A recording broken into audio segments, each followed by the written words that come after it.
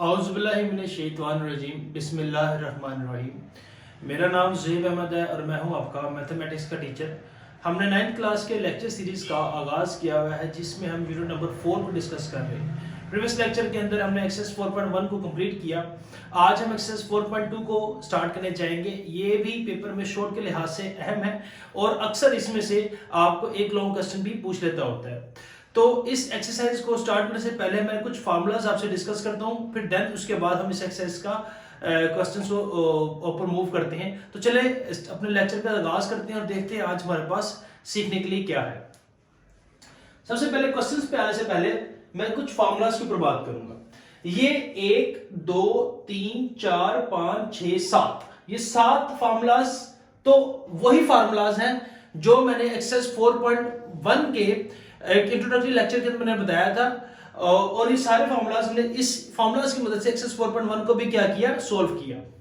अगर आपको इन फार्मूलाज के अंदर कोई प्रॉब्लम है तो आप मेरे उस लेक्चर को जाकर देख सकते हैं, जो कि आपको उस लेक्चर का लिंक मैं डिस्क्रिप्शन के अंदर दे दूंगा।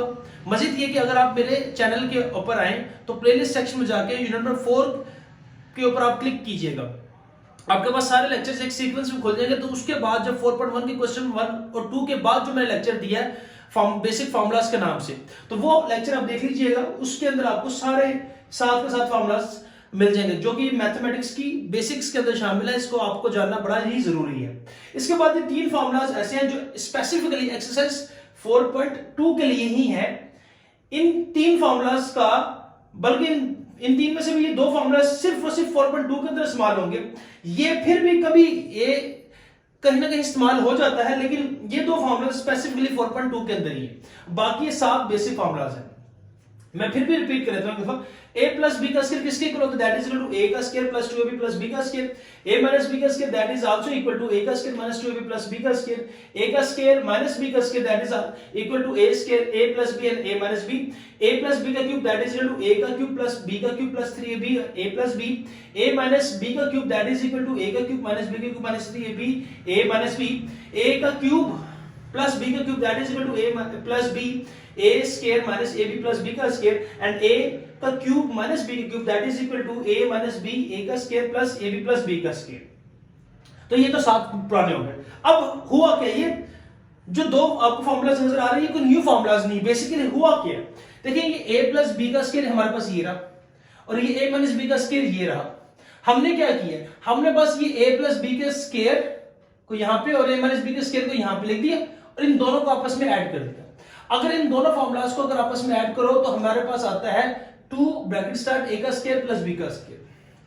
बना कैसे, इसके बारे में डिबेट अलग है। हमने बना कैसे बता दो, ये इसको जब ओपन करेंगे तो हमारे पास आंसर ये आ जाएगा। इसको जब ओपन करेंगे इसका आंसर ये आ जाएगा। अब होगा कि ये प्लस 2ab माइनस 2ab से कैंसिल हो गया तो क्या बचे, a का स्क्वायर और a का square that is equal to a का स्क्वायर, b का स्क्वायर और b का square that is equal to b का स्क्वायर। तो दोनों के अंदर 2 कॉमन आ गए तो हमारे पास आ गया 2a का स्क्वायर प्लस b का स्क्वायर। ठीक हो गया। इसी तरीके से अब हमने प्लस करने के बजाय दूसरे बार क्या कर दिया, माइनस कर दिया, यानी कि a प्लस b का square minus a minus b का स्क्वायर।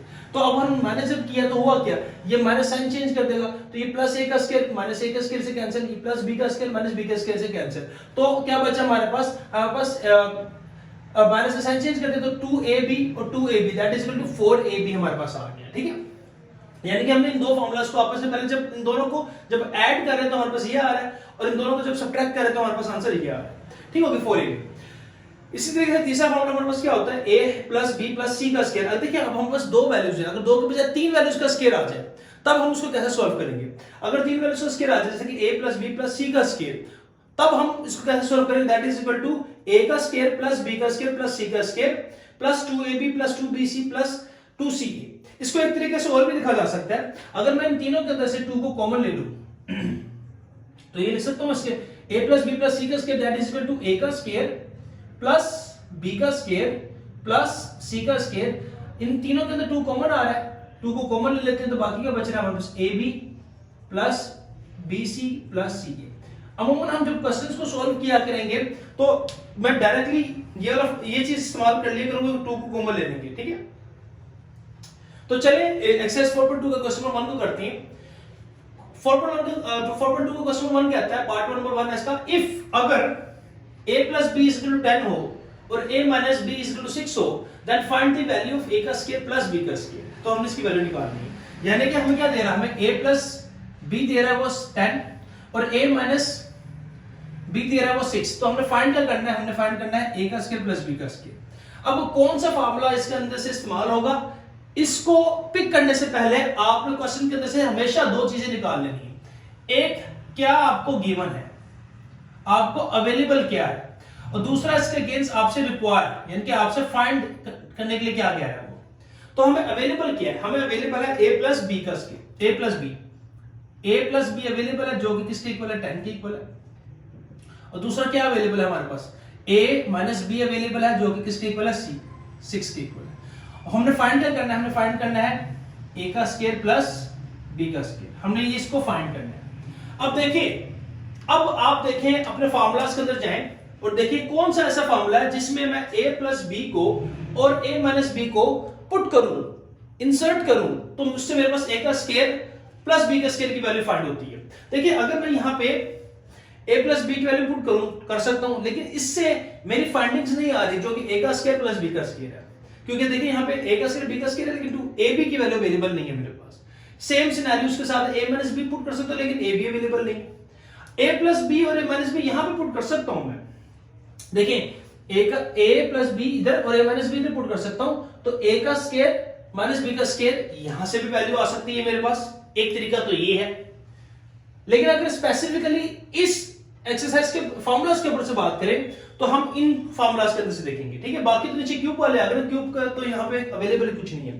तो देखिए a प्लस बी मैं यहां पुट कर सकता हूं और a माइनस बी यहां पे पुट कर सकता हूं। इन दोनों को पुट करने के बाद मेरे पास a का स्क्वायर और b का स्क्वायर की वैल्यू फाइंड होती आ रही है नजर, तो मैं यहां पे इस फार्मूले को भी पिक कर सकता हूं। यहां पे चला पता दो फार्मूलाज हैं जो इसके अंदर से पिक हो सकते हैं, एक ये वाला और एक ये वाला। फिलहाल मैं इसको इग्नोर करूंगा क्योंकि उसने 4.2 के स्पेसिफिकली पॉइंट ऑफ व्यू से बात कर रहा हूं, इसको तो हमने पहले भी यूज किया, तो ये इसको यूज करें ताकि हमारे पास एक थोड़ी सी प्रैक्टिस हो जाए। तो एज यहां पे रेफरेंस देते हैं एज a प्लस बी का square plus a minus B का स्क्वायर किसके इक्वल होता है, that is equal to 2a का स्क्वायर प्लस b के स्क्वायर के इक्वल होता है। जी बिल्कुल। अब हमने क्या करना है, इसके अंदर वैल्यूज पुट करनी है और उसको सॉल्व कर देना है।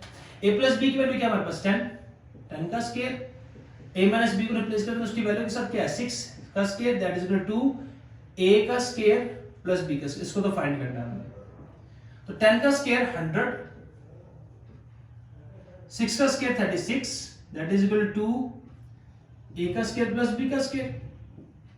तो 100 plus 36 that is equal to 136, और 2 उधर क्या आ रहा है, मल्टीप्लाई तो आगे डिवाइड हो जाएगा क्योंकि हमने इसको सेपरेट करना है, that is equal to a का स्क्वायर प्लस b का स्क्वायर। फाइनली हमारे पास क्या आ गया, a का स्क्वायर प्लस b का square that is equal to 136 को 2 से डिवाइड करें तो हमारे पास आंसर कितना आएगा 68। 2 6 जा 12 कितना बचा हमारे पास, देखें 2 1 जा 2, 2 6 जा 12 कितना बचा हमारे पास, 1 बचा 2 8 जा 16 68। तो ये हमारे पास फाइनली इसका आंसर आ गया। नहीं समझ में आया तो 136 डिवाइड बाय 2 कैलकुलेटर पे करें, 68 इसका आंसर आ जाएगा। पार्ट नंबर 2 पे देखते हैं वही बात, हमारे पास गिवन क्या है और उसके अगेंस्ट हमसे रिक्वायर्ड या फाइंड करने के लिए क्या क्या है। कहता है इफ a प्लस b हमारे पास हो 5 और a माइनस b हमारे पास हो 117, then find the value of ab। तो हमने ab की वैल्यू को निकालना है। तो अवेलेबल क्या है हमारे पास a प्लस b किसके इक्वल है 5 के, और a माइनस b किसके इक्वल है 117 के। तो हमने किसकी वैल्यू को फाइंड करना है, हमने फाइंड करना है वैल्यू ab की वैल्यू को फाइंड करना है, ठीक है, इसकी वैल्यू को तलाश करना है। तो अब देखिए वही फार्मूलाज के अंदर कहां a प्लस बी और a माइनस बी की वैल्यू को पुट करा हमारे पास ab आ जाएगा।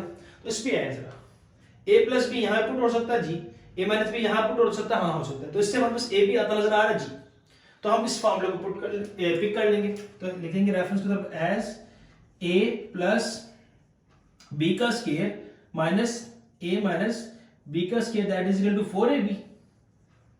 तो अब हम जो सी वैल्यू अवेलेबल है उसको रिप्लेस कर देंगे उसकी वैल्यू के साथ। तो क्या है वैल्यूज, a प्लस बी क्या हमारे पास 5 का square minus a minus b क्या हमारे पास 117 का square is equal to 4 ab को हमने क्या करना है फाइंड करना है।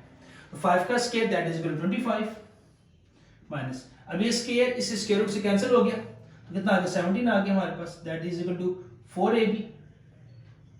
अब AB।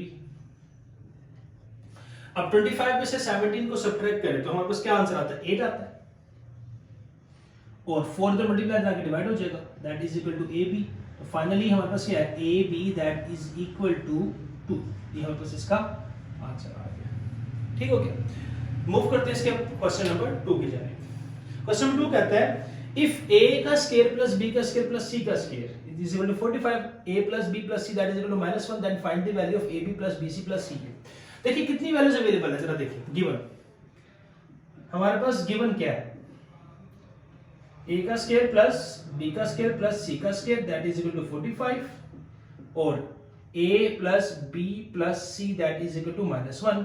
और रिक्वायर्ड क्या कर रहा है हमसे, वो हमसे फाइंड करने के लिए कह रहा है AB plus BC plus CA।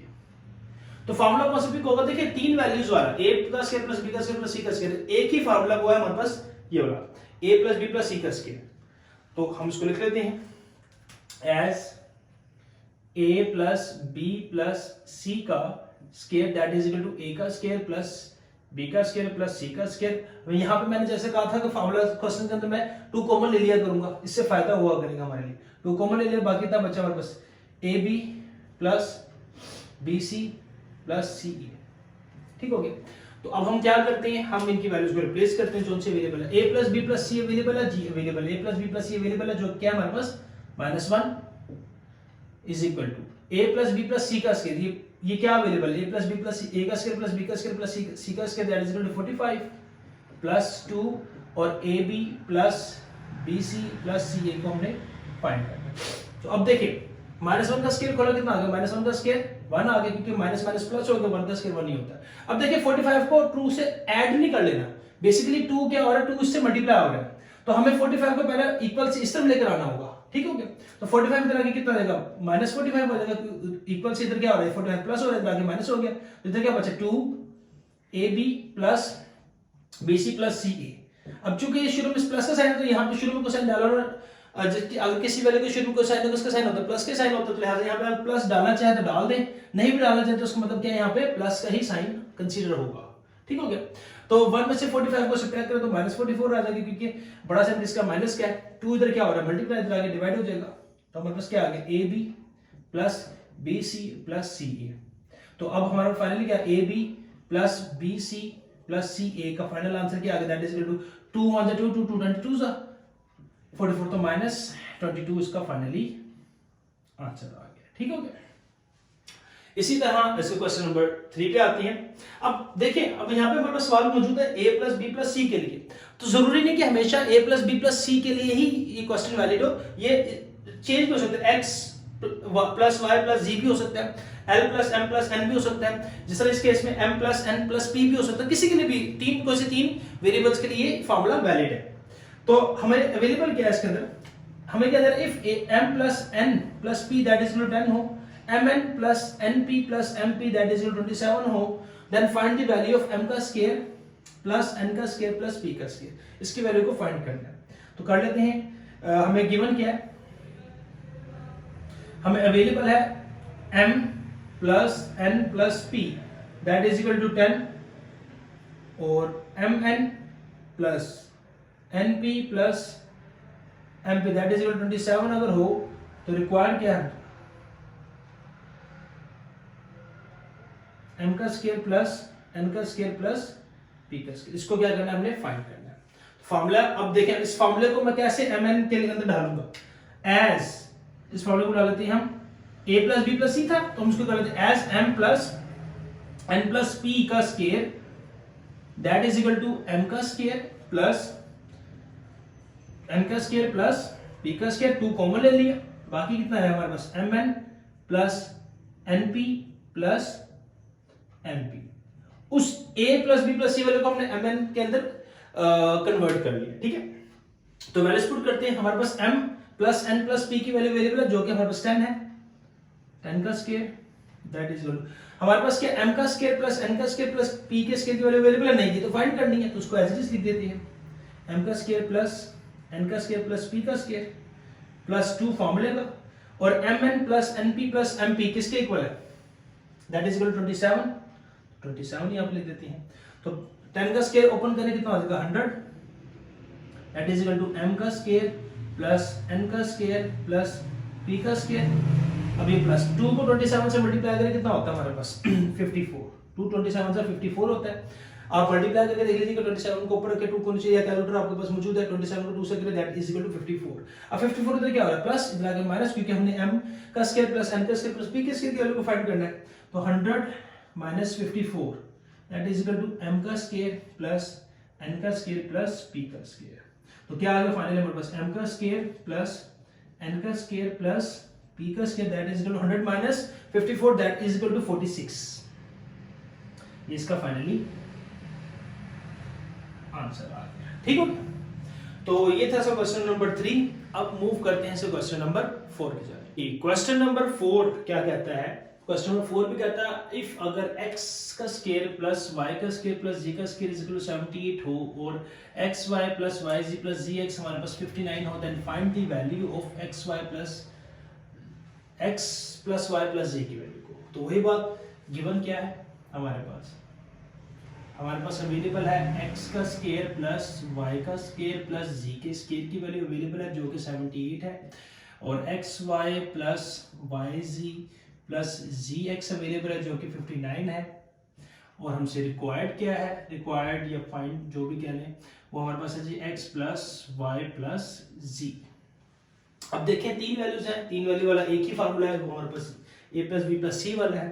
तो यहाँ पर रेफरेंस देते हैं, आप इसको कन्वर्ट करेंगे x वाई z के अंदर as x plus Y plus z का square that is equal to x का स्क्वायर प्लस y का स्क्वायर प्लस z का स्क्वायर प्लस 2 कॉमन ले लेते हैं x y plus y z plus zx। ये हमारे पास आ गया।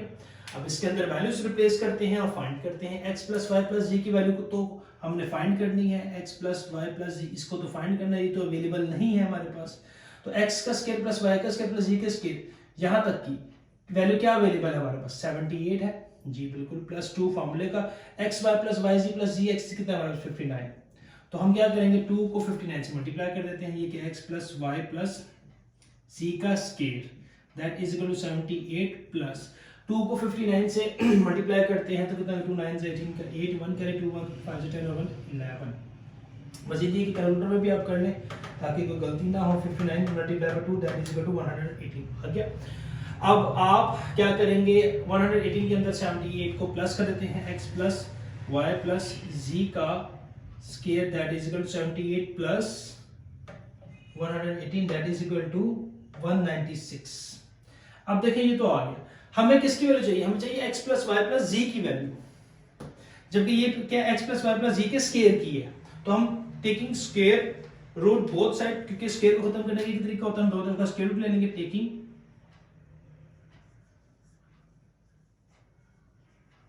Square root both sides.